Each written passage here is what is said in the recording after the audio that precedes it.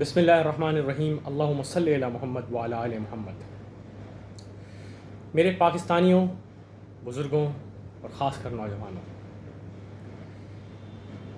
یہ جو 9 اور 10 تاریخ کی رات پاکستان میں حکومت کا خاتمہ ہوا اور اس کے بعد جو حکومت ہم پر مسلط کی گئی ہے، جب سے یہ حکومت برسر اقتدار آئی ہے، اس نے عام عوام اور عام آدمی کا جینا محال کر دیا ہے۔ اشیاء ضروریہ کی قیمتوں میں بے پناہ اضافہ کر دیا گیا ہے۔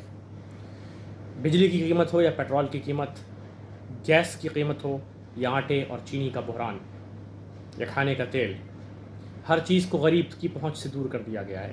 اور خدشہ تو اس چیز کا ہے کہ کہیں ایسے حالات پیدا نہ ہو جائیں، اللہ نہ کرے، کہ جیب میں پیسہ تو ہو مگر پیٹرول پمپ پر پیٹرول نہ ملے، ڈپارٹمنٹل اسٹور میں آٹے اور چینی کی لائنوں میں لگنا پڑے اور شاید ہی ملے۔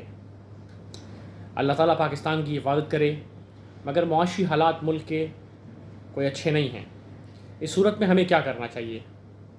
کیا صرف گھر میں بیٹھ جانا چاہیے؟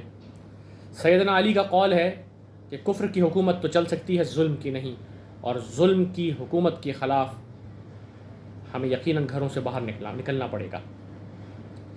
میں تمام نوجوانوں سے اور عام پاکستانیوں سے اپیل کرتا ہوں کہ چیئرمین پاکستان تحریک انصاف اور سابق وزیر اعظم اسلامی جمہوریہ پاکستان محترم عمران خان صاحب کی اپیل پر، جو انہوں نے کی ہے کہ کل بروز اتوار 19 جون 2022 عیسوی کو رات 9:30 بجے گھروں سے باہر نکلیے اور بھرپور احتجاج کیجیے اور پوری دنیا کو یہ پیغام پہنچائیے کہ آپ اس ظلم کی حکومت کو مسترد کرتے ہیں۔